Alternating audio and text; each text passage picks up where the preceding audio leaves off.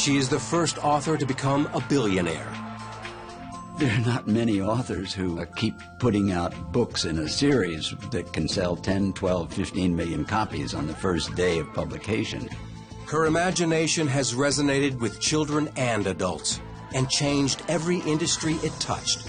Harry Potter itself was as big as a small publishing company.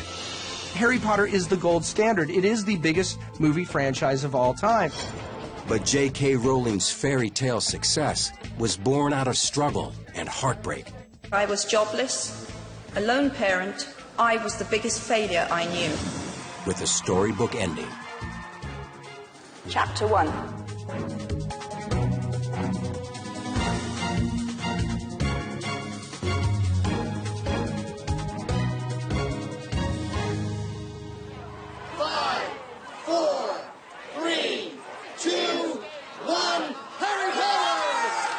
At the center of the most financially successful story in the history of fiction, Harry Potter, is the original and determined Joanne Rowling. She sold something like 400 million copies of the series books in the United States, and she got 1 billion kids reading 400, 500, 600-page tomes in an era where kids were not reading books at all. Probably over $10 billion in overall revenue generated. This is an absolute amazing franchise that I think we won't see again. Harry Potter's popularity thrust Rowling into the unfamiliar world of celebrity. After being hounded by paparazzi, she now limits access to her private life and declined to participate in this story. Joanne Rowling was born in 1965 in Gloucestershire, England.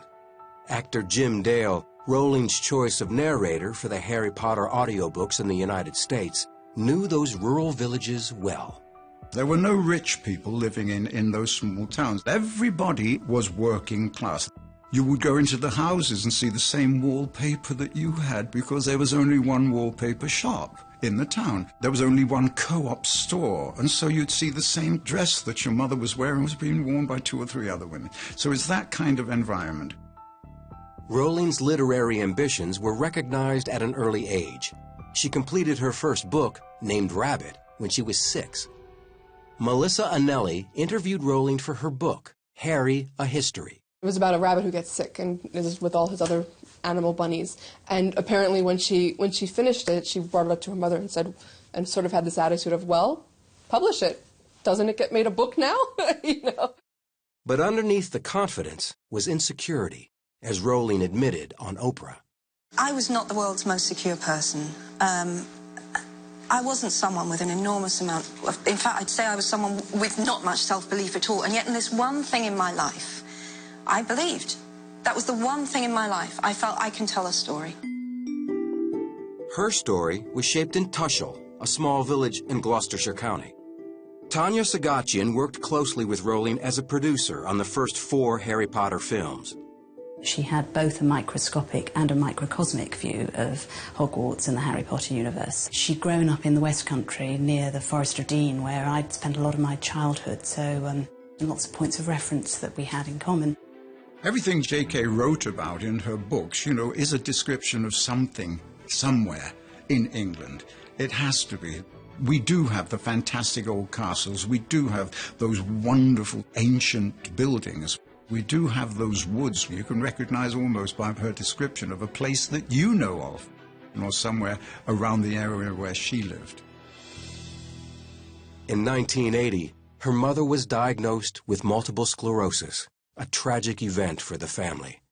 But it didn't divert Rowling from her passion for fiction in school, or later in college.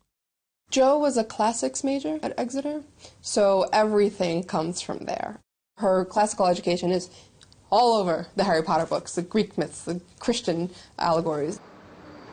After college, Rowling paid her rent by working at Amnesty International in London, writing stories on her lunch hour. Then, in 1990, on a train to London, she had an idea that would change her life. The train stalled, and literally into her head came, boy wizard, doesn't know he's a wizard, goes to wizard school. And because she didn't have a pen, she had to sit and just think for hours and while this train was stalled. And it all started, she started naming the school, she started thinking of the teachers. All that sort of started forming. In Harry Potter and Me, she explains what a life-altering moment this was. That incredibly elated feeling you get when you've just met someone with whom you might eventually fall in love. The whole of the Harry world was her passion, the extent to which this encyclopedic, vivid mind knew what was going to be behind a door that you didn't even know existed. It was amazing, really. Only 6 months later, she received heartbreaking news. Her mother had passed away from multiple sclerosis. Rowling opened up about her loss for the BBC. I started writing Harry 6 months before she died, which is, that's obviously a real regret, because I never told her I was even writing it. So she never knew anything about Harry Potter at all. Jo's mother's death affected everything about her writing. Every last page of Harry Potter. It changed her views on love and death and what it means when somebody leaves us and the effect it has on our lives. Her focus on the boy wizard intensified, and she was eventually fired from several jobs for writing instead of working. It was a bleak time for the unemployed author. Rowling decided to leave England altogether.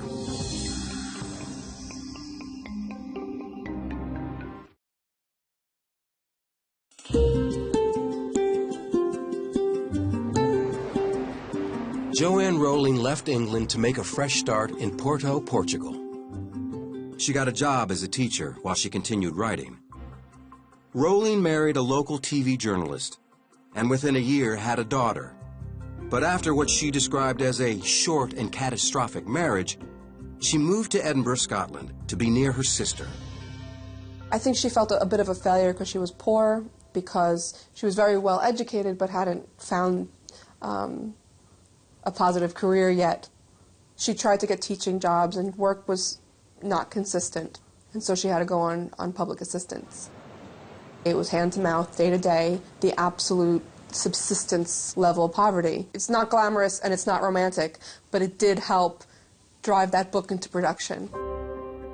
Rowling said that rock bottom became the solid foundation to rebuild her life. And she continued to write in the warmth of a cafe while her daughter napped by her side. And when she had first 3 chapters that she thought that she was happy with, she sent it off to an agent. It was rejected. In 1995, she sent 3 chapters to the Chris Little agency. There, it got the usual treatment for an unknown author, as Little noted on 60 Minutes. These things can sit in a pile for ages, you know, because they're known as the slush pile. And just by chance, 2 days afterwards, picked up this pile and went off to a lunch because somebody was turning up late. And inside, I started reading about Harry Potter. And, you know, my toes curled. But 12 publishers turned it down. Nobody wanted it because, at the time, it was very non-politically correct to have boarding schools. It was 2 times as long as any children's book had a right to be. It had this onerous title, Harry Potter and the Philosopher's Stone, you know? It was all the things that publishing at the time said books shouldn't be. And so he couldn't sell it. The book finally found its way to a new children's imprint called Bloomsbury. Porter Bibb is a media analyst and former publisher.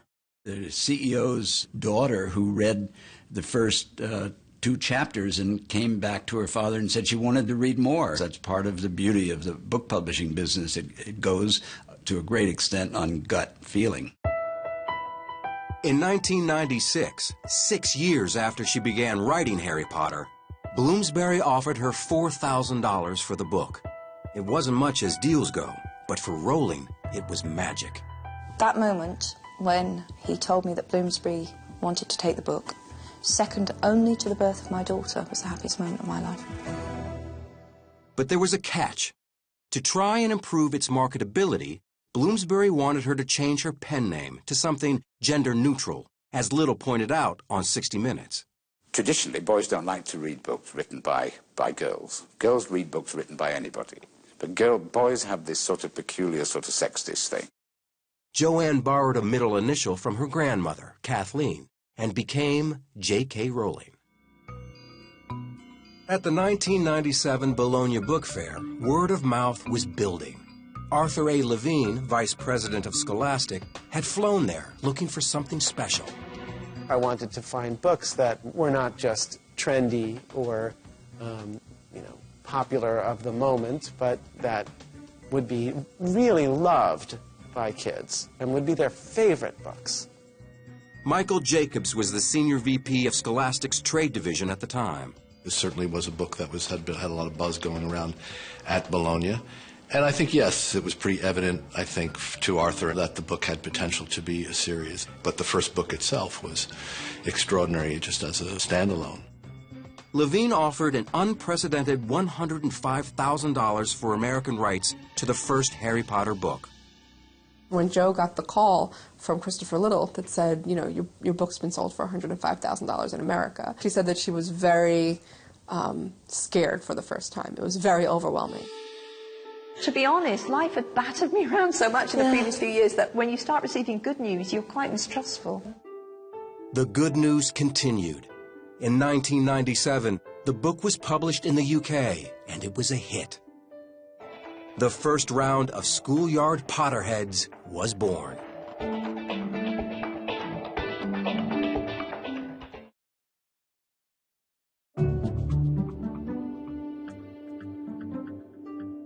Joanne Rowling's second book was already in the works after the top dollar sale of the first Harry Potter to Scholastic.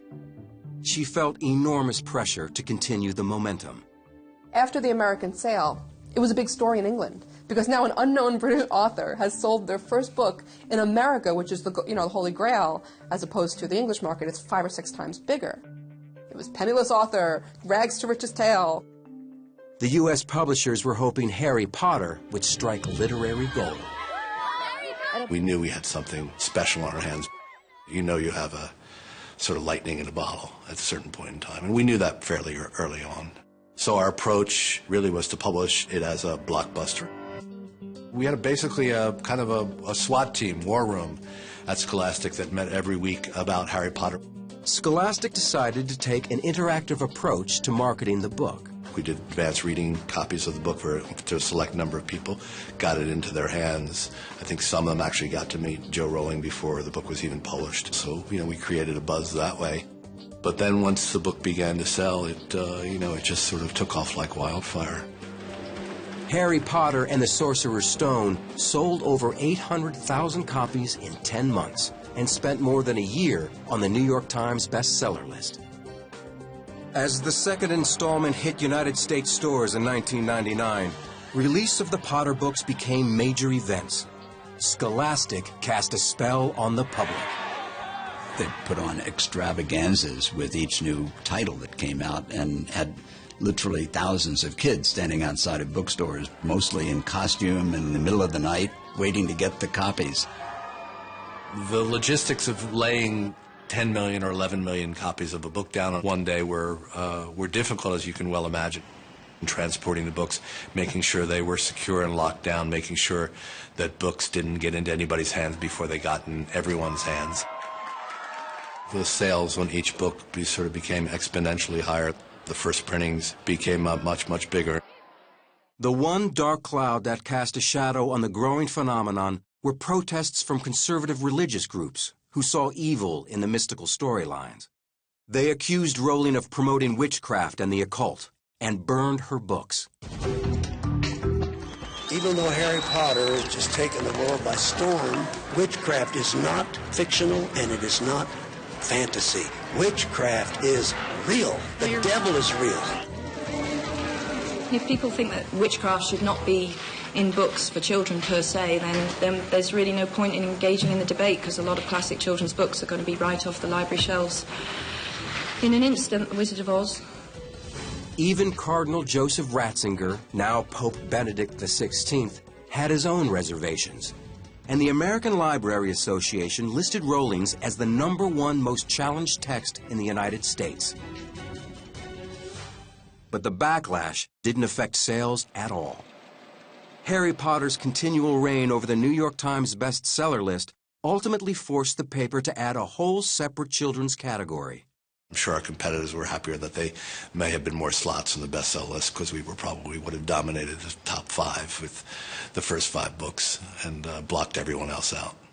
Even audiobook sales were breaking records and enchanting fans, as narrator Jim Dale discovered at a live reading in New York. A crowd of 400 children and mothers turned up, and one child suddenly yelled out, "You've left a sentence out," as if it was the biggest mistake. And the mother said, "I do apologize, but he's memorized the whole book." And from the audience, I heard other little voices calling out, "So have I, so have I." International distributors snatched up the rights to translate the books, and Harry Potter became a worldwide sensation. Demand became so intense that there was the danger of the Harry Potter brand spiraling out of control. We had supermarkets and convenience stores and gas stations and sort of other retailers who all of a sudden wanted Harry Potter books so that they could drive traffic, almost as a loss leader for their particular business. J.K. Rowling turned down hundreds of licensing offers from the likes of Sony, Microsoft, and Boeing, but remained fiercely loyal to her vision, as she shared here on 60 Minutes. If people could see the kind of offers I've had to use Harry in advertising and publicity and all sorts of ridiculous, frankly, things, and I've said no to absolutely all of them. But there was one offer she couldn't refuse, from Hollywood. And one studio was about to discover that Harry Potter might just work miracles. I was working for a new production company for David Heyman, who'd said to me, "Go and find me something for the studio." Well, I read an article in a newspaper that said that someone had written the first in a 7-series book about a little boy who goes to boarding school and discovers he's a wizard. So when I went and met her agent and tried to convince him to let us buy it, we were coming as Warner Brothers.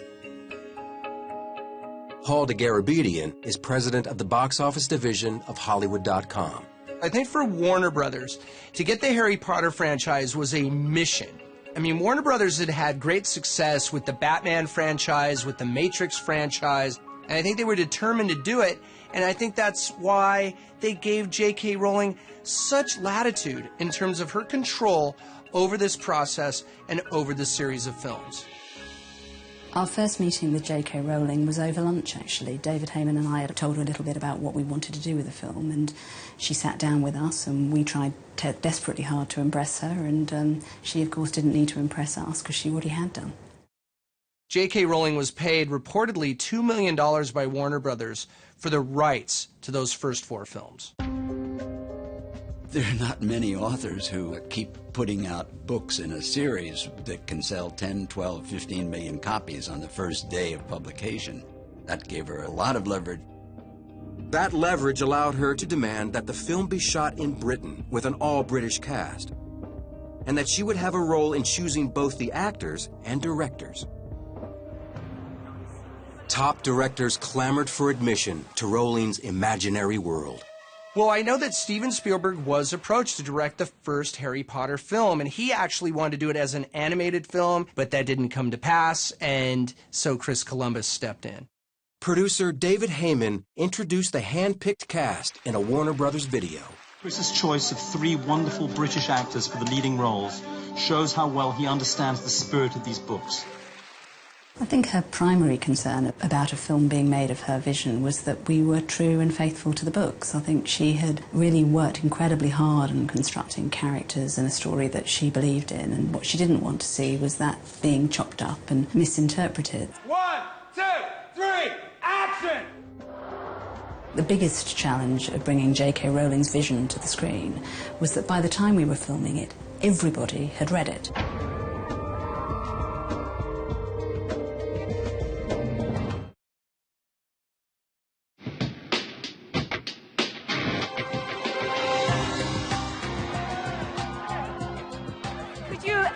Imagined that it would be like this. No, never in a million years. I mean, this was the last thing I expected. The first Harry Potter film hit movie screens in November 2001. Once again, the boy wizard worked wonders. The film was a record-breaking hit. It opened $90.3 million, which turned out to be the biggest opening weekend of that year. The film went on to earn $317 million, which was the biggest earner domestically at the box office in 2001. Rowling not only retained creative control, she negotiated an undisclosed percentage of the movie and licensing profits. More important, she was happy with the final product.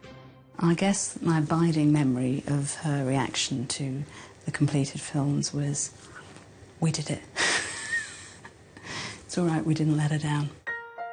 2001 was also the year Joanne Rowling happily married her second husband, Dr. Neil Michael Murray. And the Harry Potter movies continued to be blockbusters. Every Harry Potter movie has opened at #1.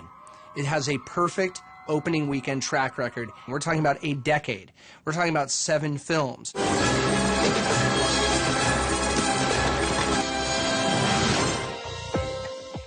The theatrical box office for the 7 Harry Potter films, and this doesn't even include Part 2 of Deathly Hallows, is $6.4 billion. That doesn't even include home video, product tie-ins, any kind of soundtrack sales, anything else. It's the biggest movie franchise of all time. Rowling also receives a cut of Mattel's $200 million plus revenues in Harry Potter toys, and her merchandising empire continues to expand. It's hard to think of something that didn't at one point or another have a Harry Potter image attached to it, whether it's in the games business, toys, even clothing business. It's humongously successful. In 2010, Harry Potter took claim of its own theme park at Universal Studios in Orlando, named the Wizarding World of Harry Potter. And once again, Rowling's personal stamp was on everything, from the snow on the roof to the taste of the butterbeer. They actually packed up the ingredients, went up to Edinburgh, made it, and presented it to her. And she tasted them all and said, that one is exactly butterbeer. She's had 2 more children, and now makes her home on a pastoral estate in northern Scotland. And 5 years after the last Potter book, Rowling published a new novel for adults. I have gone from dragons and unicorns and all the fun that's involved in writing that to a book that's intensely personal, that expresses a lot of my reality. The Casual Vacancy didn't have the same magic with critics, but it still hit #1 on the bestsellers lists. Rowling has redefined success in the literary world. Her net worth is estimated to be near $1 billion, making her among the richest women in the world. She has become a wonderfully elevated brand in terms of stature and ethics and the way that she conducts herself. Her generosity extends to charities that include aid to single-parent children, the poor, and to multiple sclerosis research. For 17 years, Rowling lived and breathed Harry Potter. Her story, much like his, was marked by overcoming dreadful challenges on the way to extraordinary success, as she told the Harvard graduating class in 2008. The knowledge that you have emerged wiser and stronger from setbacks means that you are, ever after, secure in your ability to survive. You will never truly know yourself or the strength of your relationships until both have been tested by adversity. Such knowledge is a true gift for all that it is painfully won, and it has been worth more than any qualification I ever earned.